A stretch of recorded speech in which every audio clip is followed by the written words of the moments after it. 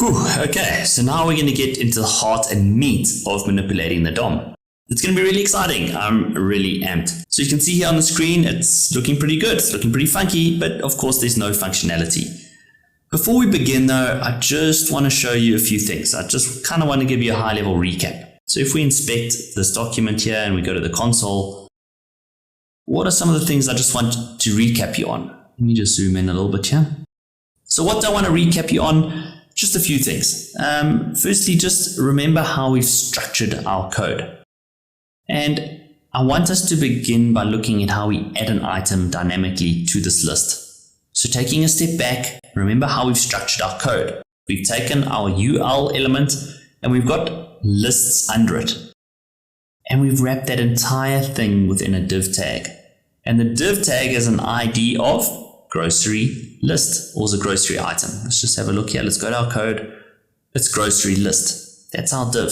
Within that div, remember we've structured it so that we've got a UL element, and within that we've got all our list items. Then we've got those spans, and the name of each grocery item is in a span element with a class name of item. So just remember this as we go along. Okay, so what do I want to recap you on? Well, let's just look at a few things quickly, high level, just to get those, just to get us ticking. Firstly, how do we access items from the DOM? You'll remember this, I'm sure.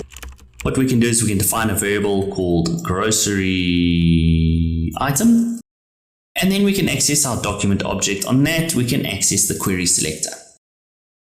And it works very similarly to other, call it libraries out there like jQuery. We can be extremely specific. What do I mean? Well, let's say we want to access the third item on this list. Something to drink, e.g. Coke. How would we do that? Well, I'll show you. What we can do is we can first be very broad by accessing the entire div with an ID of grocery list. Within that, we want to access an li tag, don't we? One of those items in the list. But in this instance, we want it to be the third item. So we can access the third child. But now we also don't want the entire li tag returned to us. We only want the actual text, something to drink, e.g. Coke. We don't want that delete button as well. So we can even be more specific. We can say, okay, cool, well, we want the thing that's returned to us, we only want its item class. Because if you remember, if I go to our code, you can see here that the span with something to drink, e.g. Coke, has a class name of item. So that's all we've done here. And that should be it. If we try and access our grocery item, how awesome is that? We get returned to us that exact item we want. Whew, okay, how do we get returned to us all the list items? Well, you might think, okay, let's define a variable called grocery items. Let's access our document, the query selector, and let's say we want all the list items. Again, we can access our entire wrapper, grocery list, and we can just say, listen, give us the li. Uh-oh, stinky. Oh, of course, grocery item. I wanted an S here. Grocery items. And if we return that and we try and console log it out, something weird happens. Why is it giving us the third? Oh, I've console logged grocery item. I wanted it to be items. And if we do that, we're only going to get the first li tag. Because remember, the query selector only returns one item from the DOM. So how do we return all items in the DOM? Well, that's right. Let's just clear this so we can start again. That's right. We can use the query selector all, can't we? So let's go let grocery items equals document query selector all. And here we can try it. We can access our grocery list, all the li tags, and let's console log this out. And there we go. We get a node list returned to us. And if we open up that node list, we get every single one of our li tags. But it's in a node list. Remember how we can access items in the node list?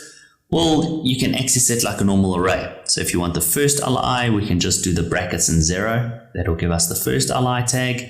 Of course, if you want the second one, you can put the number 1 and that'll give you the second one, and so on and so forth. Pretty straightforward. And how can we call it cycle through all of these items dynamically? We can use the forEach method. And we've gone through all of this, I know, I'm just giving you a quick recap.